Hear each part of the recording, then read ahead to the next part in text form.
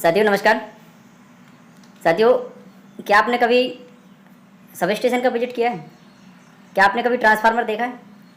देखा है तो आपने ट्रांसफार्मर में लगा हुआ एक ऊपर कांच का जार भी देखा होगा। उस कांच के जार में आपने नीले या गुलाबी रंग का कुछ केमिकल कह सकते हैं या फिर कुछ ऐसा कह सकते हैं कि नीला या गुलाबी रंग का आपने कुछ उसमें देखा होगा। तो साथियों, उसे क्या कहते हैं और ये कैसे काम करता है और क्यों लगाया जाता है ट्रांसफार्मर में, आज हम इस विषय पर चर्चा करेंगे। मैं बता दूं आपको कि जो आपने नीला या गुलाबी रंग का देखा होगा उसको सिलिका जेल कहा जाता है। सिलिका जेल ट्रांसफार्मर में क्यों लगाया जाता है, आज हम इसे विस्तार से इस विषय पर चर्चा करने वाले हैं। यदि आपने हमारा चैनल को सब्सक्राइब नहीं किया तो जल्द से चैनल को सब्सक्राइब कर लीजिएगा और वीडियो को शेयर कीजिएगा।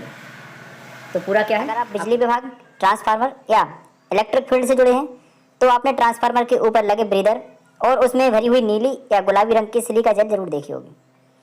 लेकिन क्या आपने कभी सोचा है कि यह सिलिका जेल क्या होती है, ट्रांसफार्मर में इसका काम क्या होता है और इसका रंग क्यों बदलता है? आज हम इस वीडियो में सिलिका जेल के बारे में जानेंगे और आसान भाषा में समझेंगे सिलिका जेल होती क्या है। सिलिका जेल एक विशेष प्रकार की नमी सोखने वाला पदार्थ है।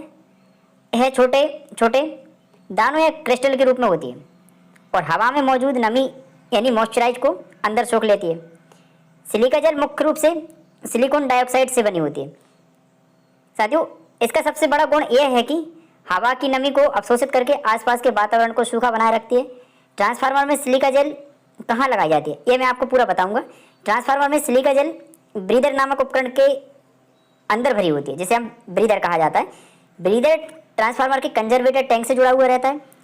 जब ट्रांसफार्मर का तापमान बढ़ता है और ऑयल फैलता है और तापमान कम होता है तो ऑयल जो भरा रहता है वही सिकुड़ता है।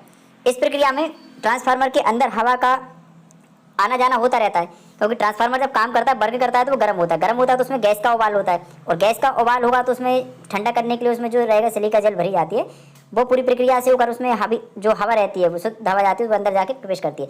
यही हवा ब्रीदर के माध्यम से अंदर प्रवेश करती है। ट्रांसफार्मर में सिलिका जेल का मुख्य काम क्या होता है वह भी मैं आपको यहाँ बताने वाला हूँ।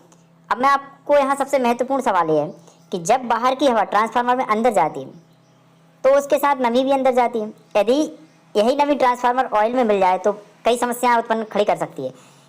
इसी नमी को रोकने के लिए सिलिका जेल हवा की नमी को सोख लेता है और केवल सूखी ही हवा ट्रांसफार्मर के अंदर जाने देता है। इस प्रकार ट्रांसफार्मर का ऑयल और इंसुलेशन सुरक्षित रहता है। यह सिलिका जेल ना होने का क्या हुआ, यदि सिलिका जेल नहीं होगी, अपन सिलिका जेल नहीं लगाएंगे तो क्या होगा मैं आपको बताता हूँ। यदि ब्रीदर में सिलिका जेल ना हो तो ट्रांसफार्मर खराब हो जाएगा और नमी सीधे ट्रांसफार्मर में अंदर जा सकती है। इसके कारण ट्रांसफार्मर की जो ऑयल की गुणवत्ता है वह भी खराब हो जाएगी, इंसुलेशन कम हो जाएगा, शॉर्ट सर्किट का खतरा बढ़ जाएगा, ट्रांसफार्मर की कार्य क्षमता कम हो जाएगी, ट्रांसफार्मर जल्दी खराब होने का फुल चांस हो जाता है। ट्रांसफार्मर जल्दी खराब भी हो सकता है।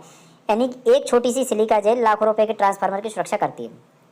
साथियों, सिलिका जेल का रंग क्यों बदलता है, आपने ये भी क्वेश्चन आपने देखा होगा, पेपर में अक्सर रहता है सिलिका जेल का रंग क्यों बदल जाता है। तो मैं आपको बता देता हूँ कि जो नई सिलिका जेल सामान्यतः आपने देखी होगी नीले रंग की होती है, जहाँ नमी को सोखती रहती है और धीरे धीरे इसका रंग परिवर्तित हो जाता है। जैसे कि नीला रंग है तो गुलाबी हो जाएगा या नारंगी रंग है तो हरा हो जाएगा।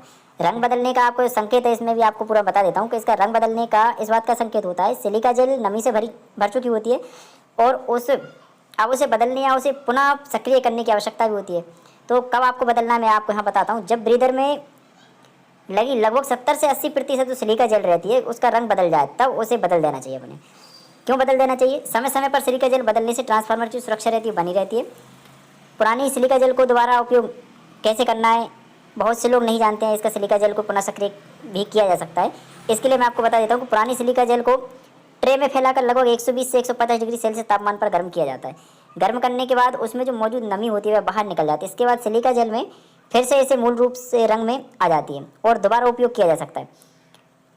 मान लीजिए ब्रीदर है, गर्मी के समय में ट्रांसफार्मर का ऑयल जो फैलता है उसे कंजर्वेटर टैंक की हवा से बाहर निकाला जाता है और जब ट्रांसफार्मर ठंडा हो जाता है तो बाहर की हवा अंदर खींचता है।